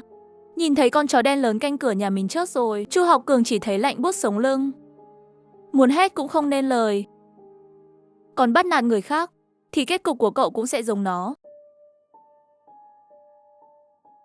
Nhìn Tô Long rời đi, Châu Học Cường sợ hãi tột độ. Nước mắt ướt mũi chảy tè ngã quỵ trên đất. Tối hôm sau, Tô Bình Chính tan học về đã vui vẻ hơn trước. Châu Mập chuyển trường rồi, còn ngoan ngoãn vô cùng. Nhiều người trong lớp rất vui. Trong phòng bệnh, Tô Bình Chính ngây ra tại chỗ. Anh nghĩ tới cảnh bị Châu Mập chặn ở sân vận động. Ngày đó, tự nghĩ là không có ai giúp mình nên cắn răng đánh lại. Châu Mập bị đẩy ngã, không những không đánh lại, còn cười ha hà hỏi mình. Có phải mày bảo anh trai mày đúng không? Anh trai tao, tên phế vật đó làm sao mà dám ra mặt, anh ta không xứng làm anh. Người tôi có thể dựa vào chỉ có bản thân mình. Sau đó tên béo cũng không đánh mình, chỉ lạnh lùng rời đi. Đây thật sự là anh ta sao? Vậy mà anh ta lại đánh tên béo đến 3 trận vì tôi sao? Lấy một địch nhiều. Thậm chí nửa đêm còn một mình đến nhà hắn để báo thù, cảnh cáo tên béo. Anh thật sự là người như vậy sao? Nhưng sau đó anh lại bán chúng tôi đi. Anh khiến chúng tôi không có nhà. Lúc này hình ảnh mới cũng đã hiện lên, là hình ảnh Tô Bình Sinh làm con cả. Đã qua mấy ngày sau khi Tô Bình Chính bị bắt nạt, Tô Bình Sinh vừa cố gắng kiếm tiền, vừa dành thời gian đến trường học. Anh cũng đã liên hệ với trường rồi. Lần này đến trường là đưa em trai Tô Bình Chính làm thủ tục chuyển trường. Sau khi đưa Tô Bình đến trường mới, Tô Bình Sinh cắn răng lấy ra 50 tệ đưa cho giáo viên chủ nhiệm lớp. Thằng nhóc này, sau này phải nhờ đến thầy rồi. Sau khi về nhà, cuối cùng Tô Bình Sinh cũng để ý thấy Tô Bình Chính khi ở nhà cũng có thói quen cúi đầu, bởi vì bị bắt nạt nhiều nên trở nên hơi tự ti. Lúc này cuộc sống của Tô Long cũng được phát sóng. Tô Bình Chính được Tô Long âm thầm bảo vệ. Anh bắt đầu mạnh mẽ phản kháng, tự tin hơn, cũng tràn đầy sức sống hơn. Mình nhất định phải thăng quan tiến chức, đạt được mục tiêu. Lúc này hình ảnh cuộc sống mô phỏng của Tô Bình Sinh xuất hiện. Nhã nhiên tối Tô Bình Sinh khó khăn đẩy chiếc xe đạp, mệt mỏi đi khắp phố. Lúc này anh đột nhiên chú ý tới một người đầu trọc ở góc phố. Mình là anh cả, mình phải báo các em. Đang yên đang lành tự nhiên chuyển nhà làm gì? Phải tốn bao nhiêu tiền? Cháu sẽ lo được, cháu là anh cả mà. Tô Bình Sinh cắn răng nghĩ đến ngày xưa. Tô Long nói, anh nói bố mẹ đi công tác, rồi tự mình đốt nhà. Sau đó mọi người đều chuyển đến nhà bà ngoại ở làng Đại Đàm. Các em đi học bình thường. Sau đó bị người khu mỏ đến gây chuyện bắt chúng ta chuyển nhà. Ông còn bị người ta đánh. Nhưng anh lại chẳng dám lên tiếng. Sau đó dẫn mọi người đến thành phố. Tôi sẽ không giống anh, để người nhà bị người khác đá qua đá lại như quả bóng. Viện dưỡng lão ở Diệp Thành. Trình Trung nghe được lời của cháu trai Tô Bình Sinh nói. 30 năm trước có người đến nhà đòi nợ. Tô Long của thật không ra mặt. Đến bây giờ ông vẫn còn thắc mắc, nếu mọi ký ức của Tô Long là thật, tại sao lúc đó cả nhà lại bị đuổi đi chứ? Còn mình sao lại bị đánh mà nó lại không ra mặt? Dù sao thì nó có thể đánh người bắt nạt em mình ra nông nỗi ấy. Lúc này Trình Trung yếu ớt, mang theo tiếng thở dài. Con thực sự là Tiểu Long sao? Lúc này hình ảnh mới cũng đã xuất hiện. Trở lại cuộc sống của Tô Long. Cháu về rồi ạ. Cả ngày không về nhà, cũng không thấy đi kiếm tiền, chỉ biết làm mấy thứ lịnh tinh. Không làm việc định chết đói à? Mau đi nhổ lạc đi, cắt cỏ cho lợn nữa. Thấy các em đang học, Tô Long vốn định lại gần, nhưng chưa đến nơi, Tô Bình Sinh đã lên tiếng. Đừng làm phiền chúng tôi học hành, không đi học thì làm chuyện gì đó cho ra hồn đi. Tô Long không nói gì thêm, chỉ im lặng gật đầu, sau đó đi cắt cỏ, giặt quần áo. Ngay cả khi lòng bàn tay tê cóng bắt đầu nứt nẻ, đâu đâu cũng là vết thương, nhưng Tô Long vẫn kiên trì làm mọi công việc nhà. Cho đến tận đêm khi mọi người đều đã ngủ, Tô Long mới bình tĩnh xuất hiện trước mộ cha mẹ. Tô Long rất muốn khóc, vì chỉ ở đây anh mới thấy tủi thân, mới cảm thấy hóa ra mình cũng là một đứa trẻ cần cha mẹ. Nhưng anh cố gắng kìm nén, con sẽ không khóc đâu. Mẹ ơi, con không sao cả. Mẹ xem, giờ con phải đối phó với bọn chúng rồi. Anh ngồi trước mộ lặng lẽ suy nghĩ. Trong viện dưỡng lão, cảnh sát đã về hưu. Tôn Hải Dương cũng đang xem. Ông ta hoảng hốt. Sao trước đó nó không nói cho chúng ta biết chuyện này? Sáng hôm sau, Tô Long tìm ông ngoại. Ông ơi, cháu muốn lên huyện làm thuê. Trước bố mẹ còn nói để cháu học sửa xe, ít nhất cũng có nghề trong người. Mày cũng không được tính sự gì. Sửa xe thì sửa xe, ít nhất các em còn phải thành tài. Ông lấy ra 10 tệ nhét vào tay Tô Long. Làm cho tốt còn hơn ở không. Cũng may là đi từ làng lên huyện có chợ của người ở Lạc Khâu. Tô Long bỏ ra mấy đồng mua vé xe, bước lên chuyến xe lên huyện. Sau khi xuống xe, Tô Long lập tức đi mua máy ảnh và phim, rồi mới đi đến chợ. Giả vờ như không biết gì, vừa đi vừa xem. Người anh em đến đây làm gì vậy? Bỗng nhiên bị chặn lại, Tô Long có chút bối rối. Run run trả lời với khẩu âm của người ở nơi khác. Tôi đến tìm việc làm, xem có kiếm được ít nào không. Kiếm tiền à? Còn gì bằng khai thác. Chúng tôi ngày nào cũng được hơn chục tệ. Nếu cậu muốn làm, thì chúng tôi giới thiệu cho. Nhưng mỏ đó không chấp nhận người tính khác. Đến lúc đó cậu cứ nói là cháu trai của tôi, ông chủ sẽ không giữ lương của cậu. Nhớ kỹ, đến nơi đừng nói lung tung. Chúng tôi nói gì thì biết đấy thôi, đừng để ông chủ phát hiện. Nếu không thì không được đồng nào đâu. Lúc này Tô Vinh giả vờ bối rối, càng khiến hai người đó bằng lòng, lại lừa được một tên ngốc. Nhớ kỹ đến nơi thì nói tôi là chú của nó, ông là chú hai, đưa nó theo để kiếm chút tiền. Chờ đến lúc vào mỏ thì đập chết nó trong đấy là được. Nói với ông chủ không dám báo cảnh sát, còn phải bồi thường cho chúng ta ít cũng phải 30.000 tệ sao? Làm xong vụ này thì chúng ta chỗ khác làm. Trong bệnh viện, Tô Bình Chính, Tô Sính Ương, Tô Sính Linh nhìn nhau. Họ nhớ trước kia đúng là Tô Long có ra ngoài làm thêm thật. Nói là muốn đi kiếm tiền, lúc đó còn nghĩ anh ta không học thì đi làm là đúng rồi. Bây giờ nhìn lại, có vẻ như anh ta không phải vì kiếm tiền. Tôn Ái Học đặc biệt nhấn mạnh Tô Long là cháu trai trong gia đình, nhưng hai người họ không định rớt ngay khi cậu ta vào mỏ, nên Tô Long cũng bắt đầu làm việc trong các hầm mỏ. Mỗi ngày trong hầm mỏ đều có tiếng roi vung xuống, Tô Long dựa vào cửa hang, lặng lẽ lấy máy ảnh ra chụp ảnh. Mấy hôm nay Tô Long không những chụp lại những công nhân trong mỏ bị đánh, mà còn cả chuyện khai thác bất hợp pháp nữa. Tất cả các loại bằng chứng anh đều có. Không ai để ý đến chàng trai trẻ bẩn thỉu này. Hầm mỏ vẫn hoạt động như thường. Buổi tối những lãnh đạo quản lý khai thác mỏ đến nơi. Chủ mỏ Mã Khởi Liễu đích thân ra tiếp. Tô Long cố nén cái lạnh và mùi hôi thối, trốn gần nhà xí cạnh hầm mỏ. Dù tay đã tê cóng nứt nẻ, nhưng anh vẫn âm thầm chụp lấy những bức ảnh này khiến người xem cũng sốc. Anh ta định tống tiền ông chủ đó sao? Tô Long 12 tuổi đã biết tống tiền người khác rồi sao? Bản chất của anh ta bắt đầu bộc lộ sao? Làm sao có thể? Tôi cảm thấy anh ấy sắp làm một việc lớn. Và bây giờ hình ảnh ký ức của Tô Long vẫn tiếp tục. Sau khi chụp lén xong, Tô Long nhẹ chân nhẹ tay về giường. Triệu Học Bân và Tôn Ái Học đã ngủ rồi. Tiếng ngáy rất to. Tô Long lặng lẽ lục lấy điện thâu y của Triệu Học Bân, rồi lưu là bà xã rồi bắt đầu gửi tin nhắn. Sau khi ghi chú con dâu bắt đầu gửi tin nhắn. Xong việc lần này, tôi sẽ rước Tôn Ái Học. Đến lúc đó lấy gấp đôi tiền bồi thường. Sau khi nhắn xong, tính thời gian, cũng đã gần 3 giờ rưỡi sáng. Tôn Ái Học mỗi khi đến giờ này đều sẽ dậy. Tô Long để ánh sáng màn hình của Triệu Học Bân ở về mức bình thường, cố ý để như bị rớt trên đất. Tôn Ái Học định dậy khi nghe thấy tiếng động, thì đứng dậy xem điện thoại của Triệu Học Bân. Khi ông ta nhìn thấy tin nhắn trong điện thoại, vốn đang bình tĩnh ông liền tức giận ngay. Ông ta cẩn thận đi ra ngoài đi vệ sinh. Tô Long liếc Triệu Học Bân vẫn đang ngủ ngon trên giường, rồi xóa tin nhắn trong điện thoại. Vậy là kế ly gián đã chính thức bắt đầu. Sáng sớm ngày hôm sau, Tôn Ái Học và Triệu Học Bân vẫn ăn sáng cùng nhau, dường như không quan tâm đến tin nhắn. Nhưng Tô Long đã phát hiện ra, Tôn Ái Học rõ ràng là cảnh giác hơn với người bên cạnh. Vậy nên khi chuẩn bị ra ngoài, Tô Long lặng lẽ đặt một con dao gọt hoa quả dưới gối Triệu Học Bân. Đêm hôm sau, làm việc mệt mỏi cả ngày, ba người trở về phòng.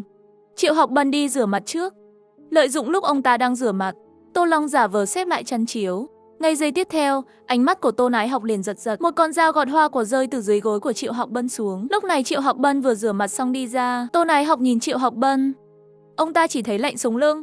Chú ý đến lúc này, Tô Long lặng lẽ đi ra ngoài. Anh lấy cớ đi vệ sinh, lấy cắp điện thoại của người khác, gửi tin nhắn cho Triệu Học Bân đang ngủ. Sau đó anh ta lại bẻ gãy sim điện thoại, rồi để điện thoại lại chỗ cũ.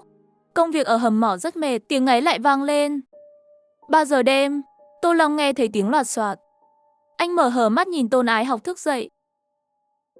Ông ta đứng ở đầu giường của Triệu Học Bân. Lúc này, điện thoại của Triệu Học Bân bị Tôn Ái Học mở khóa.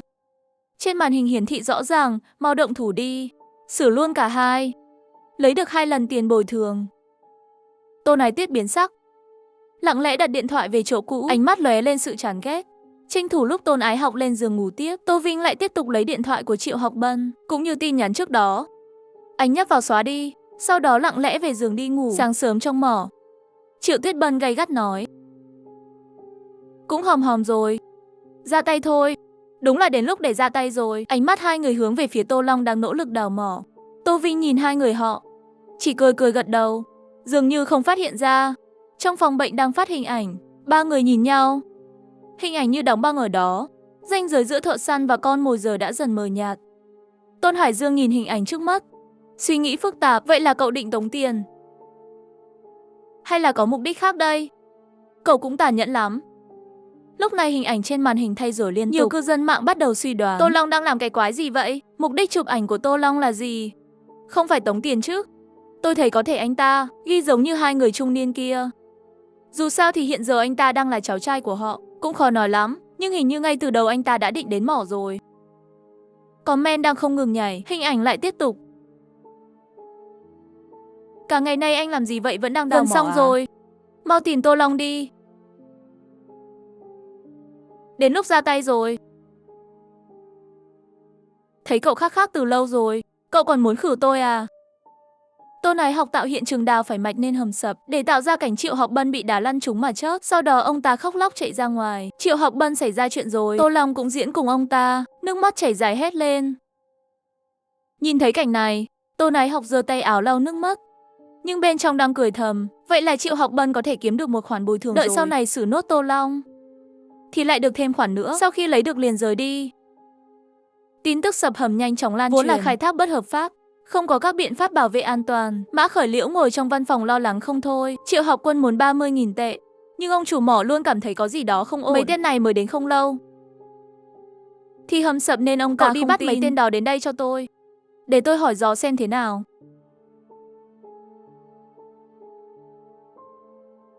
Tôi gặp họ trên đường đi chợ. Họ nói đào mỏ kiếm được rất nhiều tiền, nhưng họ nói nếu không phải con cháu trong nhà thì ông không nhận, nên bảo tôi gọi ông ấy là chú Hai. Chết tiệt vậy mà lại rơi vào đầu ông đây. Nhóc thằng nhóc này lại gọi thêm mấy người nữa. Đi gặp Tô Ái Học xem nào. Khi Mã Khởi Liễu tìm được Tô Ái Học thì thấy ông ta đang ăn cơm. Mấy tên côn đồ vung gậy đập xuống, sau đó kéo người đi hỏi cung. Tô Long trốn trong đống than đen, có nhịn sự khó chịu của đống than, chụp ảnh bọn rớt người qua một lỗ hổng nhỏ. Cho đến khi Tô Ái Học chết hẳn, Mã Khởi Liễu mới thu xếp cho người đi rời đi. Khi Mã Khởi Liễu trở lại, phát hiện không thấy Tô Long đâu. Thằng nhóc đó bỏ chạy rồi. Mau đi tìm cho tôi. Tôi không tin cậu ta trốn được thời gian ngắn như vậy. Bên ngoài lập tức xuất hiện nhiều tên côn đồ. Tô Long mặt không biểu cảm, giấu máy ảnh đi, nằm trong một chiếc xe chở than bẩn thỉu đến 1 giờ sáng, sau đó lái xe rời đi. Sau khi ra ngoài, Tô Long thay một bộ quần áo đến phòng rửa ảnh. Sau đó đến hàng photocopy, photo ra 3 bản chứng cứ. Cho đến sáng, Tô Vinh mới dám ra ngoài. Sau đó anh ta chạy về phía bắt điện thoại. Anh gọi một cuộc điện thoại. Đầu bên kia lập tức truyền đến tiếng hét chói tai. Ai vậy? Đi đến con hẻm nhỏ ở chợ, trước cửa tiệm mì bò, tìm một túi rác màu trắng. Bên trong có bằng chứng các người giết người. Chết tiệt, ngươi là tên nhóc đó. Đúng là cậu đã chạy được. Giám đốc Mã tìm thấy rồi. Mã Khởi Liễu mở bịch rác ra, mặt đen ngòm. Ông ta sợ hãi tột độ. Quản lý mỏ tự tiện đánh người, tự ý khai thác trái phép. Càng khiến ông ta khiếp sợ, đây là ảnh ông sai người đánh chết Tô Ái Học, còn có ảnh của mình và mấy người quan chức. Vào giờ phút này Mã Khởi Liễu đứng ngồi không yên, nghĩ cách tìm ra Tô Long. Dù sao ông ta cũng đã điều tra được, toàn bộ thông tin anh ta để lại đều là giả. Những bằng chứng này không thể để người khác biết. Vậy, thằng nhóc và những người đứng sau nó đều phải chết. Mãi đến trưa, điện thoại của Mã Khởi Liễu mới lại vang lên. Tôi được người khác thuê. Ông chủ tôi đã nói, ông đến làng Đại Đàm thị trấn mỏ tìm một người đàn ông đầu trọc lái xe 3 bánh bán dưa chua. Nhớ mang theo 500.000. Anh cúp điện thoại, nhưng không rời đi. Mà anh lại càng bình tĩnh hơn, bắt đầu ra huyện tìm nhà. Xem cả buổi sáng, theo cách bố trí của huyện, Tô Vinh cuối cùng đã xác định được một khu vực đang cho thuê. Nơi này gần trường học, rất thích hợp cho các em của anh học tập, không quá xa trường nên chắc sẽ không xảy ra chuyện gì. Mà cách đó mấy trăm mét là đồn cảnh sát rồi, cũng sẽ an toàn hơn. Sau khi liên hệ được với chủ nhà anh liền thuê luôn. Sau đó Tô Long mới ra bến xe, mua vé để chuẩn bị về nhà. Trời ơi, sao lại rơi vào đầu ông đây chứ? Đi lập tức gọi người. Còn cả đám nhóc được nuôi bên ngoài nữa. Gọi hết đi. Giám đốc Mã chúng ta không đưa tiền sao? 500.000 đấy cậu có không? Có thì ông đây cũng không đưa. Tìm người hạ tên đầu trọc đó đi. Còn cả thằng nhóc đó nữa. Làm luôn đi. Thứ này còn ở trong tay hắn ngày nào thì các người đều phải ăn đạn. Lúc này comment liên tục nhảy, ngày càng có nhiều khán giả xem. Vậy là Tô Long từ đầu đã định giá họa cho người khác. 500.000 mà ở năm 95, 500.000 thời đó có thể mua được 10 căn nên ở chỗ chúng tôi rồi đó. Giá này sợ là Tô Long đã tính từ trước rồi. Đúng vậy, nhiều như vậy bên kia chắc chắn không đưa. Mà chắc chắn cũng không đưa. Dù sao cũng là đám côn đồ. Trong viện dưỡng lão, Tôn Hải Dương nhìn cảnh này khiến ông càng thêm bất ngờ. Thằng nhóc này mượn dao giết người, làm lớn mọi chuyện lên. Thật kinh khủng. Thằng nhóc này chỉ cần đi sai một bước thì chắc chắn sẽ chết ở đó.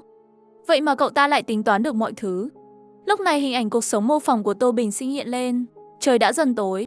Tô Bình Sinh vất vả đẩy chiếc xe đạp về nhà trong mưa. Bây giờ anh đã đưa ông bà cùng các em chuyển đến nhà mới rồi. Bản thân anh, Tô Bình Chính, em Tư em Năm cũng đã được học ở trường mới. Trong thời gian này, anh vẫn luôn cố gắng kiếm tiền để nuôi gia đình. Chỉ là chưa về đến nhà thì đã bị một tên côn đồ gọi lại. Xung quanh đây có người đang tìm người, là người có họ Tô. Sao lúc nhỏ tôi không thấy gì cả? Sao lúc đó không thấy mình bị truy sát nhỉ? Sao khi vào cuộc sống của anh ta thì mình lại thấy chuyện này chứ? Mình là anh cả, mình không được từ bỏ. Lúc này hình ảnh cuộc đời của Tô Long cũng tiếp tục. Từ huyện về đến nhà, Tô Long đẩy cửa đi vào, trong nhà là ông ngoại đang lơ đãng. Ra ngoài học nghề, cả tháng cũng không liên lạc với gia đình. Học được gì rồi? Có biết là các em cậu còn phải dùng đến tiền không? Kiếm được đồng nào chưa? Tô Long móc ra. Được hơn 120 tệ, rồi đưa cho ông ngoại. Lúc này ông mới thôi. Bị bỏ mặc trước sân nhà, Tô Long cũng không để ý, anh cầm cặp sách bên trong toàn là quần áo. Đi gõ cửa từng nhà hàng xóm một. Lúc đó, anh vô thức nhìn về phía nhà mình. Các em nghe mình về nhà. Tất cả đều dựa vào cửa nhìn. Thấy như vậy, Tô Long mới cười nhìn người hàng xóm vừa mở cửa đi ra. Chú à, thì là dạo này cháu có lên huyện làm thêm. Lúc về có mang theo ít đồ ăn vặt và quần áo. Chú xem có hợp với em nhà mình không? Thằng này về thì về chứ. Còn mang theo quà làm gì? Ra ngoài kiếm tiền, về không mang quà cho các em, mà lại đem đồ đi cho hàng xóm. Có ai làm anh như anh không? Tô Bình Chính lúc đó 9 tuổi đang nắm tay các em gái. Anh đang mong chờ, dù sao cũng không thể đắc tội với hàng xóm được. Thân xa không bằng láng giềng gần mà. Sau này mấy đứa cũng ít bị người ta chỉ trỏ. Muốn rèn sắt thì bản thân mình cứng, lúc nào cũng lấy lòng người khác. Thảo nào cuộc sống anh thành ra như vậy, người như anh không xứng làm anh trai. Đến khuya, thằng bé nhà hàng xóm mặc bộ quần áo mới đi qua, nhìn chằm chằm Tô Long đang đứng ở cổng. Anh họ, sao anh lại mua quần áo cho em? Sao không mua cho các em anh? Anh không muốn các em anh lo cho anh. Họ hận anh tốt hơn là họ lo lắng cho anh. Sau này anh chắc chắn sẽ rơi xuống vực thẳm, anh không thể để chúng buồn được. Trong phòng bệnh, Tô Bình Chính nhìn chằm chằm vào màn hình, cảm thấy khó mà thở được. Tô Sính Ương không nói được gì, chỉ biết cau mày đứng yên.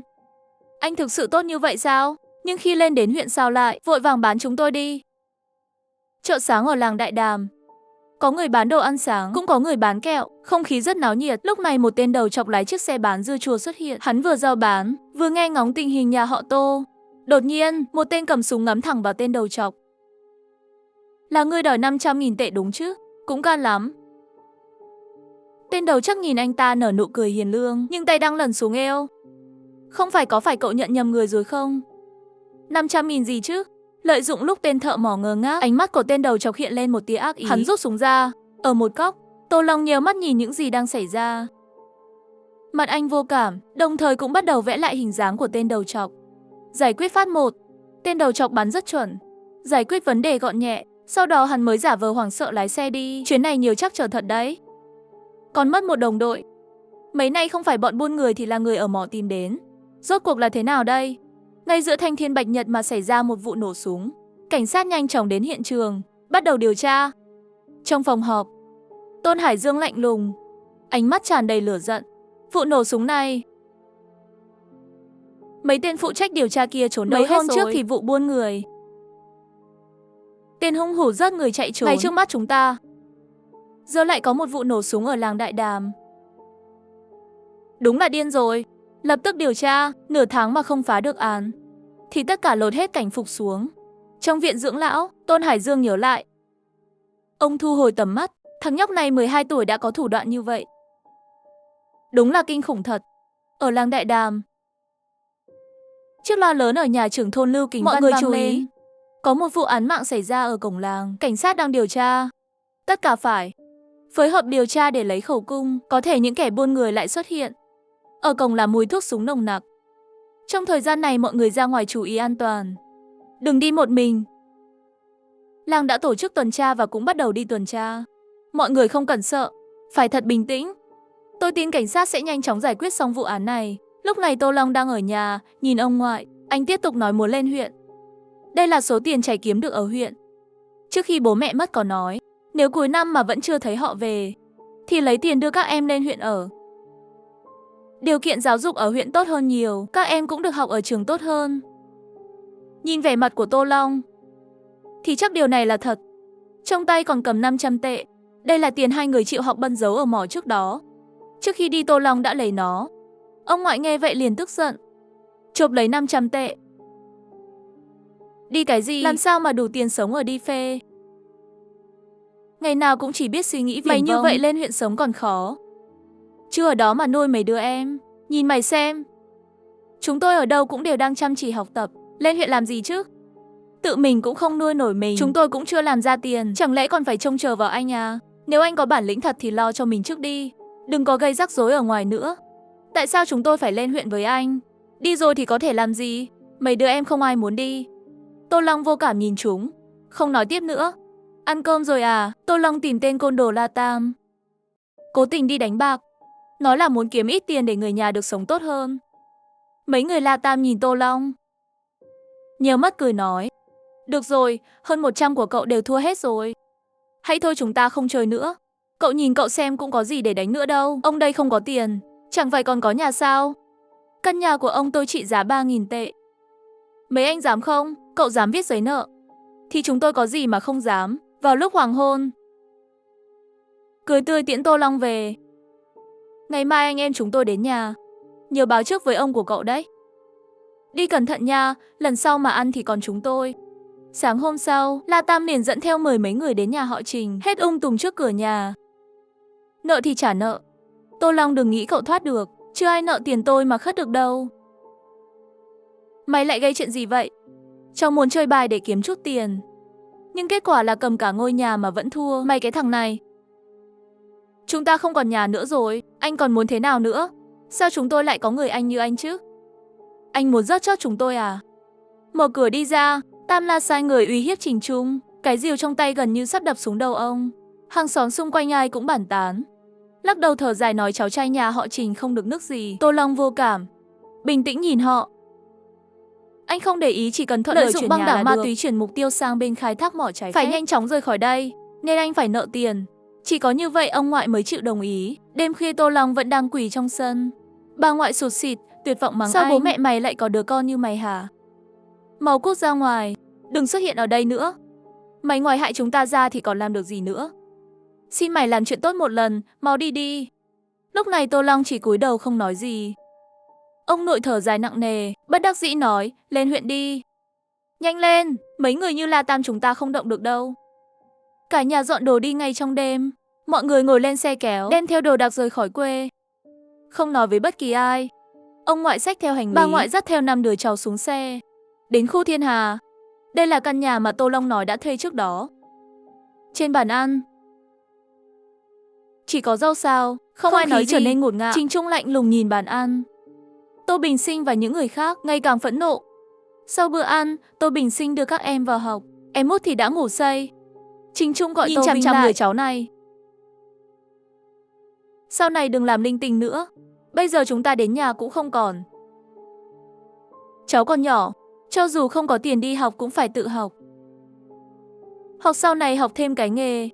Trước đây không phải cháu bảo bố mẹ, bảo học sửa xe. Học sửa xe xong, 1 tháng cũng kiếm được mấy trăm. Mấy đứa em cháu còn nhỏ, chúng ta thì già rồi, sau này cả nhà phải biết làm sao. Nghe những lời này, Tô Long vốn đang cúi đầu, mắt liền sáng quắc. Ông ơi, hay là các em để người khác nuôi đi. Trước đây cháu ở đây biết một gia đình rất có tiền, nhưng lại không có con trai, người ta còn sẵn sàng trả tiền để mua. Cháu thấy thằng hai cũng được đấy, có thể bán được giá tốt. Đồ khốn nạn. Tô Bình Sinh trong phòng khóc không thành tiếng. Anh hai đừng sợ, ông sẽ không bán anh đi đâu. Không được bán anh hai, bọn em sẽ bảo vệ anh. Đồ khốn kiếp, nhà họ Trình chúng ta chưa từng bán con đi. Mày cút ra ngoài đi.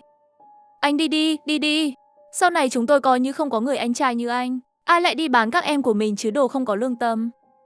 Đi. Tô Bình Sinh không nói gì, chỉ lấy tay áo lau nước mắt. Nhìn Tô Long đầy hận thù. Nếu trước đây anh còn có chút kỳ vọng vào người anh này, thì hiện tại anh chỉ thấy hận Tô Long. Tô Long chỉ đành để bị đẩy ra ngoài. Mấy đứa không cần sợ, vẫn còn ông ở đây. Nhà này chưa đến lượt Tô Long quyết. Ông sẽ không để nó bán mấy đứa đi đâu. 4 đứa trẻ nghe ông mình nói vậy, rõ ràng là rất sợ, nhưng vẫn cố nén lại. Nhưng rốt cuộc họ chỉ là những đứa trẻ, không phải sợ ông vẫn còn sức để nuôi mấy đứa. Gia đình chúng ta không ai phải đi đâu cả. Cho đến khi bà ngoại du được 4 đứa trẻ đi ngủ, Trình Trung mới thở dài một cái. Ông nhìn ra cửa sổ, gương mặt già nua có chút ngờ nghệch. Ngày mai phải đóng học phí rồi. Bình Bình cũng phải mau thêm sách. Còn đứa Út cũng phải đi học rồi. Tôi biết rồi, sẽ không sao đâu. Tôi sẽ tìm việc gì đó để làm. Tiền cho bọn trẻ không thể tiết kiệm được. Lúc này Tô Long bị đuổi ra khỏi nhà đã lên tầng thượng. Mưa rất to. Anh ướt hết người. Gió thổi gắt gao. Quần áo lạnh tanh dán chặt vào người, lạnh đến tột cùng. Lúc đó anh rất muốn nhảy xuống. Tô Long nhìn qua thấy ánh đèn phát ra từ các ngôi nhà. Anh tát mình một cái thật man. Cắn răng, mình không thể nhảy xuống. Mình còn các em. Mình là anh cả. Kẻ thù rất mạnh. Mấy đứa nó phải được đưa đến nhà người khác. Để chúng cho những gia đình có điều kiện. Kẻ thù có thể dễ dàng bắn hạ mấy tên côn đồ làm việc ở mỏ. Có thể thấy là đã được huấn luyện qua. Giờ họ vẫn đang tìm chúng ta. Mình phải gửi chúng đến các gia đình khác. Để chúng thoát khỏi âm mưu này. Còn mình thì không sao. Lúc này ở bệnh viện, Tô Bình chính đang xem livestream liền sững người. Anh bán chúng tôi đi, rồi tự mình đối mặt với tới cả. Lúc này, hình ảnh mới lại xuất hiện. Tháng 2 lạnh buốt. Tô Long mặc bộ quần áo mỏng manh đi loanh quanh xem tình hình. Như anh đã từng nói, anh phải tìm gia đình tốt cho các em của mình. Huyện là một nơi đông đúc, ở một khu nhà khác. Tô Long nhìn vào, đám hoa cỏ được chăm sóc cẩn thận. Con cả chú cuốn le ve ngoài cửa. Có thể thấy điều kiện kinh tế của nhà này rất tốt, mà còn rất yêu cuộc sống. Tô Long đã quan sát nhà này 4 ngày rồi, cũng đã bí mật điều tra. Người đàn ông sống ở đây tên là Tô Kiến Công, là một nhân viên nhỏ ở cục thuế, bình thường rất thân thiện và dịu dàng với mọi người, là người ấm áp, được giáo dục rất tốt. 40 tuổi nhưng vẫn chưa có con. Tô Long mặc quần áo mỏng rách rưới. Tô Long mặc bộ quần áo mỏng manh đi qua cửa nhà. Tô Kiến Công liền gọi anh lại, đưa cho anh 10 tệ. Sau nhiều lần xem xét về tính cách của người này, Tô Long liền nghe ngóng hàng xóm của Tô Kiến Công, hỏi xem nhân phẩm của ông ta ra sao. Anh Tô à, người này rất tốt. Chỉ tiếc là không có con. Mấy năm nay tìm không biết bao nhiêu bác sĩ. Cũng coi như là hoàn toàn bỏ cuộc rồi. Mỗi lần anh ấy đi ăn với chúng tôi, điều nhắc đến nhiều nhất là muốn có một người con. Hàng xóm của ông ta rất quý ông, nhắc đến chuyện này rõ ràng là có chút tiếc nuối. Trời đã sắp tối, Tô Vinh lại mặc bộ quần áo cũ kỹ trước đó. Đến trước cửa nhà Tô Kiến Công, 10 tệ đó cháu để mua sách cho em hết rồi. Còn mua chút đồ ăn cho nó. Cháu không nuôi nổi nó nữa. Nhà chú có muốn nhận nó không? Tô Long cúi đầu nói lắp bắp. Nhưng điều này lại khiến Tô Kiến Công cau mày. Em trai cháu học giỏi lắm. Chỉ là bố mẹ mất rồi, nó ở với cháu thì không sống tốt được. Không phải là tôi không thể nhận nuôi, chỉ là bây giờ sự nghiệp của tôi vẫn chưa ổn định, chưa chắc là chăm sóc được đứa trẻ. Nhìn Tô Kiến Công mỉm cười ấm áp, Tô Long ngoan ngoãn gật đầu rời đi. Cho đến khi Tô Kiến Công về nhà, Tô Long mới đến cửa khu nhà, bắt đầu nói chuyện với bảo vệ. Anh Tô sao? Người này rất lương thiện chính trực, cái gì cũng làm theo luật. Cục trưởng cục thuế không thích anh ta từ lâu rồi, cho nên có cơ hội thăng chức cũng không đề bạt anh ta. Chả trách, đến bây giờ anh ta chỉ là một nhân viên nhỏ. Tô Long nghe vậy liền nheo mắt lại, quay người rời đi. Đêm khuya Tô Long đến một khu nhà ở khác, leo tường vào nhà. Anh vô cảm, bắt đầu lấy công cụ ra để cậy khóa. Đây chính là nhà của cục trưởng cục thuế. Chiếc két sắt kiểu cũ bị cậy ra. Tô Long nhìn 100.000 và 2 thỏi vàng. Anh liền lấy hết đi. Sau đó lại đến trạm điện thoại gần đó báo cảnh sát. Tôi muốn báo án.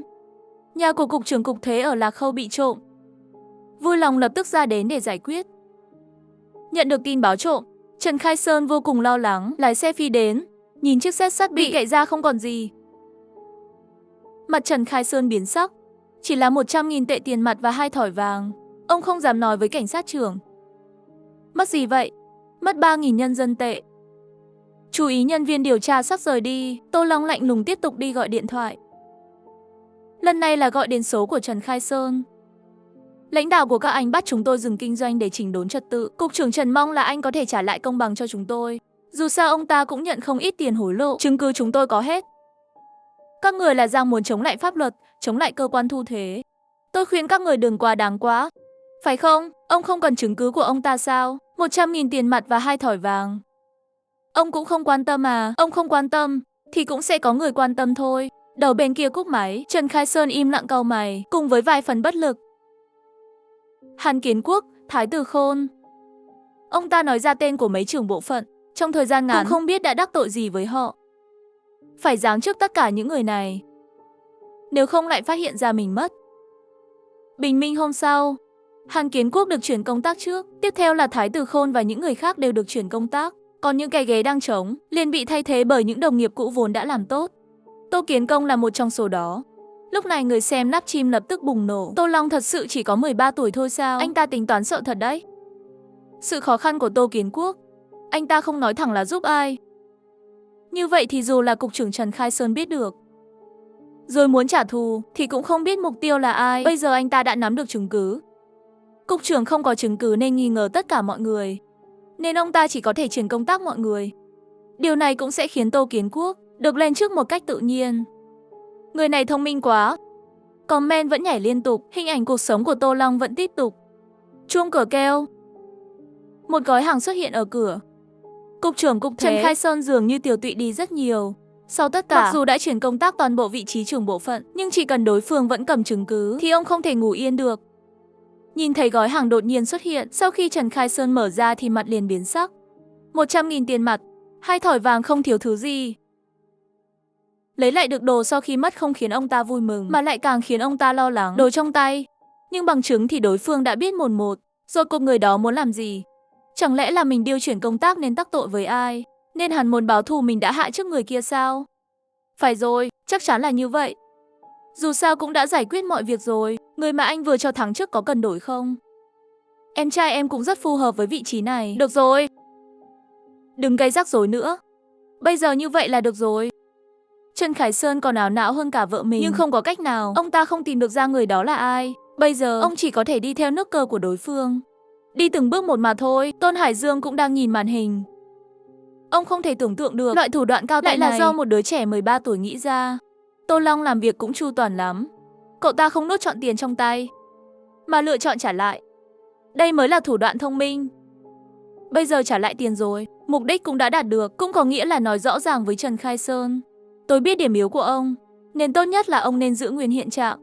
Đứa bé này đúng là giỏi thật. Lúc này xuất hiện một cảnh tượng khác. Tô Long la đến trước nhà Tô Kiến Công. Chú ơi, chú có thể đưa nuôi em trai của cháu không? Chú là người tốt, chỉ khi nó ở với chú mới có được cuộc sống tốt. Được vậy cháu đưa ta đi xem. Rõ ràng tôi chỉ mới 12 tuổi, vậy mà lại dám trèo tường lẻn vào nhà người khác, còn cậy két sắt. Lại còn báo cảnh sát là có trộm. Mà mọi thứ tôi làm, tất cả chỉ là đưa em tôi đến một gia đình khác. Cháu đã lo xong cho em trai, còn cháu có thì muốn sao? Ở với chú không? Không được, cháu còn mấy đứa em nữa cần chăm sóc. Được rồi, cháu đưa ta đến gặp em cháu đi. Lúc này ông ngoại đang ngồi ở ghế. Ông thấy Tô Long dẫn Tô Kiến và vợ đến nhà. Các người là...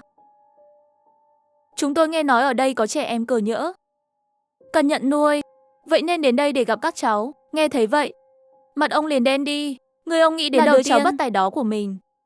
Tô Long, thằng này vậy mà vẫn dám bán mấy đứa bé đi. Chỉ là nhìn hai vợ chồng hiền lành trước mặt. Họ ăn mặc lịch sự, khí chất nhẹ nhàng, còn mang theo rất nhiều quà. Trình Trung cũng không nổi giận, sắc mặt cũng dần dần phức tạp. Sau đó ông nhìn sang Tô Bình Sinh. Bình Sinh, con có muốn theo chú gì về nhà mới không?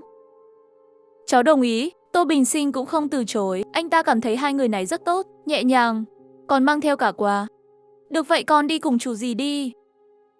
Sau này phải học tập chăm chỉ. Ngày Tô Bình Sinh được đưa về nhà mới, trời đổ mưa nhỏ. Tô Kiến Công cầm ông, mặc vest, khoác cặp sách của Tô Bình Sinh. Mấy người em khác thì đang khóc lớn, không nỡ nhìn theo anh. Ông ngoại cũng nghẹn ngào đỏ mắt. Anh phải tách máu mủ của mình ra vậy sao? Anh làm anh trai như thế à? Tôi ghét anh. Từ giờ anh không còn là anh của tôi nữa. Tô Bình Sinh đi rồi không còn là người nhà họ Tô nữa. Nhưng Tô Long vẫn thường dành thời gian lặng lẽ trốn ngoài khu nhà ở để nhìn em trai. Tô Bình Sinh năm đó 10 tuổi, được vợ chồng Tô Kiến Công nhận nuôi, được thỏa sức vui chơi. Hôm đó là sinh nhật Tô Bình Sinh. Tô Long cầm bánh bao đến ngoài cửa sổ nhà Tô, nhưng anh không vào. Nhìn em trai mình mặt dính đầy kem. Tô Long siết chặt túi bánh bao trong tay, lấy ra một cái để ăn, rồi cười vui vẻ. Sau đó Tô Long có đến trường thăm em trai. Tô Bình Sinh mặc chiếc áo sơ mi mới tinh, đi ngang qua Tô Long. Nhìn thấy anh trai sao không chào hỏi? Không được như vậy con biết chưa? Đốt nhà và đánh bạc, bán em trai em gái thì là anh gì chứ? Tô Kiến Công. Không biết tại sao Tô Bình Sinh lại đánh giá Tô Long như vậy. Ông biết thằng bé này rất hiểu chuyện. Ngay cả khi có cơ hội được nhận nuôi thì cậu cũng nhường cho em mình. Ông không tin, nên ông có chút bối rồi. Nhìn sang Tô Long. Xin lỗi nhé, thường ngày chú không dạy nó như vậy đâu. Không sao ạ. Trên live stream mọi người đang trao đổi sôi nổi. Anh ta thật đáng thương, đứng trong đám đông như một người thừa vậy.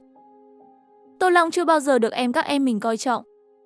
Nhưng anh không bao giờ quên mình là con cả. Vì trách nhiệm của một người anh, cho nên anh đã gánh vác mọi thứ. Tự hủy thanh danh, làm người không tốt trong mắt người khác. Che mưa che gió cho các em. Thật cứng rắn, đây mới là anh cả chứ. Anh ấy rất tốt, chưa bao giờ khiến cha mẹ thất vọng. Lúc này hình ảnh mới lại tiếp tục được phát. Trình Trung nhìn Tô Long ra khỏi nhà, trong mắt đầy sự tức giận. Gần đây Tô Long không đi gây chuyện, bắt đầu bán lại băng cassette, máy đọc để kiếm tiền, nhưng không đưa một đồng nào cho gia đình. Anh cầm tất cả đi đánh bài, thậm chí còn dùng tiền để làm quen một đám côn đồ, mua quần áo cho họ, đi ăn đi uống, chỉ để trở thành đại ca của đám côn đồ đó. Lúc này anh đang dẫn theo một đám côn đồ bỏ học lâu ngày. Mấy tên đàn em ngày càng cung kính với Tô Long. Nhân cơ hội này, Tô Long lấy ra mấy bức chân dung, điều tra xem mấy người này có ở huyện này không. Đại ca yên tâm, anh em đi luôn đây. Chưa ra khỏi tiệm xăm, thì Tô Long đã gọi họ lại rồi. Nghe qua đây. Tô Long vừa nói vừa lấy ra 200 tệ. Cầm lấy đưa anh em đi ăn cơm. Ra khỏi tiệm xăm, Tô Long liền trở về nhà. Nhìn thấy dáng vẻ của Tô Long, ông ngoại liền tức giận. Thứ tốt thì không học, bây giờ còn học đòi xăm hình. Mày muốn làm chúng ta tức chết à? Năm 2025 năm, cảnh sát Chu nhìn chằm chằm hình ảnh trước mặt. Tô Long tìm cách giống chúng, đánh bài, chính là để thu nhận mấy tên côn đồ này để tìm người. Cậu ấy không chỉ là anh cả chăm sóc các em mình, nhưng vẫn luôn nghĩ đến mối thù của cha mẹ. Cậu ấy vẫn luôn nhớ. Anh cảnh sát trẻ Trần Hiệu Văn cũng đang xem, ánh mắt anh phức tạp. Đứa trẻ này đã chịu bao nhiêu áp lực vậy? Một mặt đưa các em trốn khỏi tầm mắt của đường dây buôn ma túy, gửi các em đến nhà người khác, để cho chúng có cuộc sống mới. Một mặt thì tìm kiếm manh mối về hung thủ, để chuẩn bị báo thù. Không thể tưởng tượng nổi, người như vậy mà lại là một đứa trẻ 13 tuổi. Tô Long 13 tuổi trông rất trưởng thành. Sắp xếp mấy người anh em xã hội của mình đâu ra đấy, cho họ xem ảnh của hung thủ giết cha mẹ mình. Những người này động đến tôi. Mọi người nhớ nhé, bí mật đi điều tra. Lúc này hình ảnh của cuộc đời Tô Long lại tiếp tục phát. Giờ đã là nửa năm sau. Ông ơi, cháu kiếm được tiền rồi. Ông mở cửa ra đi ạ, ai cần tiền bẩn của cậu? Không biết mấy đồng của anh kiếm từ chỗ nào? Là lừa được hay đi cướp về? Tôi không cần. Tô Long cũng không bất ngờ, chỉ cuộn tiền lại rồi nhét nó vào khe cửa, rồi quay người rời đi. Tô Bình Chính cùng hai cô em gái chán ghét nhìn bóng lưng Tô Long rời đi. Anh ta nhỏ một bãi nước bọt. Thật là xấu hổ cho nhà Tô chúng ta. Nhà chúng ta sao có thể có loại người như vậy chứ? Đại ca tìm thấy người đó chưa? Vẫn chưa có tin tức gì. Bây giờ chúng tôi đã tăng cường người đi tìm rồi. Tiếp tục tìm. Viện dưỡng lão năm 2025. Ánh mắt Trình Trung hoảng hốt không thể tin được. Ông ngẩn ngơ nhìn hình ảnh ký ức của Tô Long, nhớ đến chuyện của 30 năm trước mình khóa chặt cửa. Giọng nói lạnh lùng không giống như đang nói với cháu mình. Lúc này, hình ảnh mới về cuộc sống của Tô Long tiếp tục. Tô Bình Sinh 10 tuổi mang theo mấy bộ quần áo mới và cả bánh quy, bánh kem về nhà. Ông ơi, anh hai, đây là có cuộc sống tốt rồi. Đen theo mấy thứ này thì có ích gì chứ? Kiếm chút tiền mới được việc. Chú Tô, mãi mới có được đứa con tài giỏi không thế này. Không thêm ít tiền để tỏ thành ý à? Bây giờ mua một đứa trẻ bên ngoài cũng phải chục nghìn tệ. Tính rẻ cho chú, lấy 5.000 thôi. Chú nhìn hai ông bà đã lớn tuổi rồi. Đứa trẻ này thêm vài năm nữa, ít nhất mỗi tháng có thể kiếm được vài trăm tệ 1.000 coi như cho họ dưỡng lão cũng đúng mà. Tô Kiến Công lúng túng. Nhìn bộ dạng tham lam của Tô Long ngoan ngoãn ngày xưa, ông lấy ra 1.000. Hôm nay không mang nhiều, cho nói đúng là nên cho hai ông bà. Tô Long, mày nghèo đến nỗi điên rồi à? Tô Long cũng không quan tâm, đưa tay nhận tiền, cười tê tét rồi hài lòng rời đi. Chúng ta về nhà thôi. Thấy cháu mình đi mất, Trình Trung tức giận nói. Tô Long, mày nhất định phải khiến Bình Sinh buồn đúng không? Thiếu tiền đến thế à? Thật xấu hổ, sau này bảo anh hai đừng về nữa. Cái nhà này chán lắm rồi. Không đến càng tốt, sau này mấy đứa cũng phải đi rồi. Bởi vì anh nhìn tin nhắn trong điện thoại, mấy thằng đệ báo là có người trả tiền tìm họ, tìm một gia đình có 5 đứa con.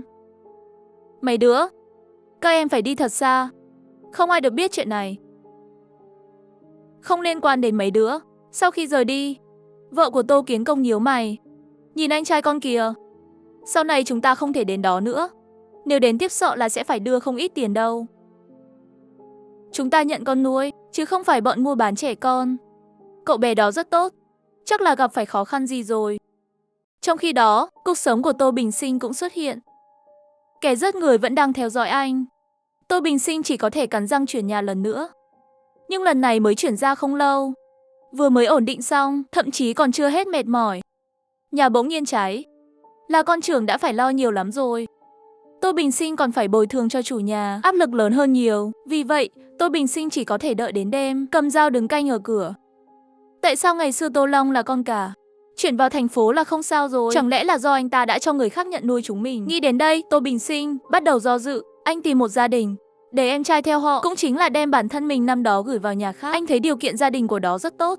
Họ cũng hứa sẽ đối xử tốt với em mình. Chỉ là khi anh đi thăm em trai thì lại phát hiện họ đánh đập, sỉ nhục ghét bỏ em trai mình. Mau đi rửa bát đi. Chúng tôi nuôi cậu bằng tay không à? Đồ vô dụng. Rửa bát rồi đi lau sàn. Sau đó đi làm bài tập đi. Tô Bình Sinh thấy vậy rất tức giận, nhưng không thể làm gì. Chỉ có thể an ủi em trai để cậu ấy ở lại đó đã. Chúng vẫn đang tìm chúng ta. Tạm thời ở tạm đây đã. Sao lúc trước khi mình được nhận nuôi lại gặp gia đình tốt vậy chứ? Lúc ảnh khung cảnh chuyển đến cuộc đời của Tô Long, hơn nửa năm, cuối cùng cũng có tin tức. Tìm được một trong số những người được vẽ trên ảnh. Tô đại ca, người này tên là Tôn Bảo. Các anh em đã hỏi rõ rồi. Gã này có một người tình, ở Lạc Khâu là người ở vũ trường. Năm đó Tô Vinh cũng đã nhuộm tóc màu vàng. Nhìn rất khó ưa. Nhận được tin tức về tình nhân của người đã rớt cha mẹ mình Tôn báo, Tô Vinh bắt đầu đi điều tra. Cho đến khi nhìn thấy cô gái trẻ tên là Tiểu Ngọc đó đi ra khỏi vũ trường, bị Tô Long chặn lại. Nhanh chóng kéo cô ta đến một gõ nhỏ. Biết Tôn báo không? Biết, tên thật là Tôn Tiểu Đao. Thường xuyên đến trấn Tây. Đặc điểm tướng mạo thế nào? Tôi chỉ nhớ ở cổ anh ta có một chữ Ngộ. Thích cắt đầu qua. Tay trái xăm một con rết. Biết khu mỏ ở thành Bắc không? Tên đó gây chuyện ở đấy. Nhà số 3, tòa 6, khu nhà công chức ở đường Thành Nam. Cô sống ở đây đúng chứ? Tốt nhất là nói tôi biết tin tức của Tôn báo. Nếu không cô cũng sẽ chết. Tiểu Ngọc chán toát mồ hôi lạnh. Nhìn tên côn đồ tóc vàng trước mặt, gần như muốn sụp đổ. 3 ngày nữa Tôn Tiểu Lực sẽ đến khách sạn Blue Moon ở khu mỏ. Ra khỏi ngõ nhỏ, Tô Long không gọi những tên côn đồ khác, thay vào đó, anh gọi về khu mỏ. Giọng nói khàn khàn, gần giọng như tên đầu chọc trước đây. Mã Khởi Liễu 3 ngày nữa ở phòng 302 khách sạn Blue Moon. Chúng ta nói về chuyện anh giết người trong mỏ nhé. Lần nổ súng ở cổng làng Đại Đàm cũng nên có lời giải thích du y. Được, 3 ngày nữa. Khách sạn Blue Moon, Tô Long trong tay cầm một cái vali đến phòng 302. Trong vali toàn là ngòi nổ mà Tô Long đã mua. Anh giấu ngòi nổ dưới gầm giường, sau đó trốn ở chỗ đối diện khách sạn. Theo thỏa thuận là 3 ngày sau, nhưng Tô Vinh biết những người như Mã Khởi Liễu sẽ không theo quy củ gì cả. Quả nhiên sáng hôm sau, một chiếc Santana màu đen đậu trước khách sạn. Mã Khởi Liễu đưa người đến 302 trước.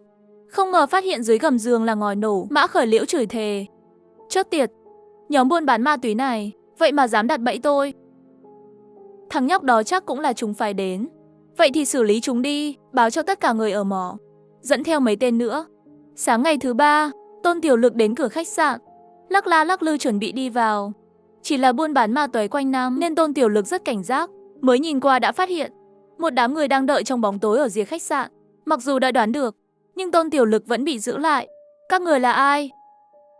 Muốn chấp phải không? Biết ông đây làm gì không? Còn mày biết ông đây làm gì không? Mày tính toán với tao à? Rớt hắn. Mã Khởi Liễu sai người trốn hắn ta ở dãy núi sau khách sạn. Tô Long mặt không biểu cảm chứng kiến tất cả, cho đến 2 giờ sau khi Mã Khởi Liễu rời đi, anh mới đi ra để đào xác Lin. Điện thoại của Tôn Tiểu Lực vẫn còn trên người, ví để ở sau quần. Tô Long tìm kiếm cuối cùng cũng tìm được chứng cứ. Trong điện thoại rất nhiều thông tin, điện thoại và danh thiếp trong ví. Một công ty đồ giả bán trà, cũng là địa điểm liên lạc của họ. Tô Long cất chứng cứ đi, suy nghĩ hồi lâu, rồi chém đứt cánh tay trái của Tôn Tiểu Lực, rồi đạp xe đến công ty của chúng. Lặng lẽ bỏ lại cánh tay và một cục than lại, rồi quay người rời đi. Không lâu sau người của khách sạn phát hiện ra sau nồi có thi thể. Khi cảnh sát nhận được thông tin lập tức đến khách sạn. Khi Tôn Hải Dương dẫn cảnh sát đi ngang qua ngã tư, còn vô tình nhìn thấy đứa trẻ trả tiền thuốc cho ngày đó. Nhìn Tô Long bây giờ nhuộm tóc vàng, Tôn Hải Dương có chút khó chịu nhíu mày. Tôi còn trẻ, không học những điều chính đáng. Không phải cậu nói bố mẹ cậu đi công tác à? Họ về rồi cậu ăn nói thế nào với họ? Tô Long chỉ cười cười gật đầu cũng không nói gì thêm. Tôn Hải Dương thở dài rời đi, dù sao trong tay còn có vụ án mất tay trái cần điều tra. Lúc đó không ai để ý đằng sau Tôn Hải Dương. Tô Long hai mắt sáng bừng nhìn bộ cảnh phục, trong ánh mắt đầy sự ngưỡng mộ. Ở viện dưỡng lão, Tôn Hải Dương lần đầu tiên nhìn thấy ánh mắt như vậy. Ông nhìn chằm chằm đứa trẻ này. Cậu muốn làm cảnh sát sao? Trong phòng bệnh Tô Bình Chính đang im lặng. Trong lòng có chút khó chịu, anh nhìn người trên giường bệnh có chút bối rối. Anh nhìn thấy Tô Long quay lưng lại với mọi người, gánh vác lấy tất cả mọi chuyện. Cũng nghĩ đến cảnh sau này anh tàn nhẫn khiến gia đình giàn giã, trích hút, vào tù, đánh nhau, đến cuối cùng bị truy bắt. Lúc này Tô Bình Chính nắm chặt nắm đấm. Tôi muốn xem sau đó Tô Long đã làm gì. Thật sự đã báo thù thành công rồi sao? Lúc này cuộc sống của Tô Long được phát tiếp. Hình ảnh mới là báo cáo từ phía ảnh sát về huyện Lạc Khâu năm 1995. Hôm trước, thành phố Lạc Khâu xảy ra một vụ án chém đứt tay người. Cảnh sát đang tiếp tục điều tra. Trong khi đó, công ty trà đã cũng đang bị cảnh sát điều tra.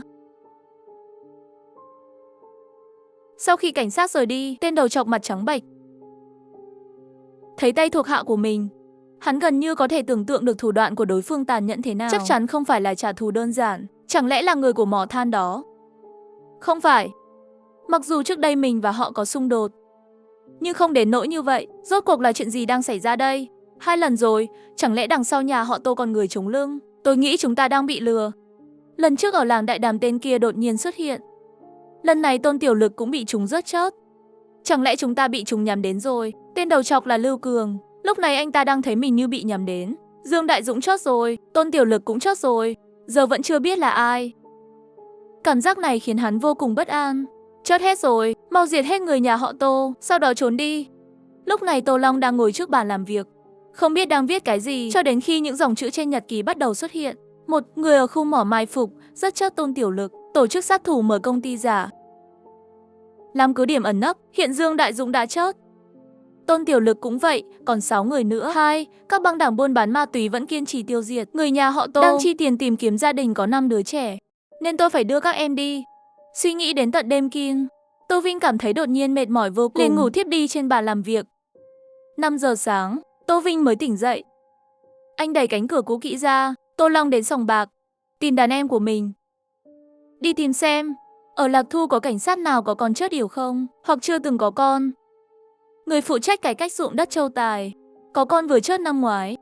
Còn một phó giám đốc quản lý tài nguyên bị vô sinh. Cục trưởng Nhạc Kiến Quân cũng không có con. Hình như có nhưng chớt mất rồi. Tô Long ghi lại từng thông tin mà họ thu thập được, sau đó lặng lẽ đi ra ngoài.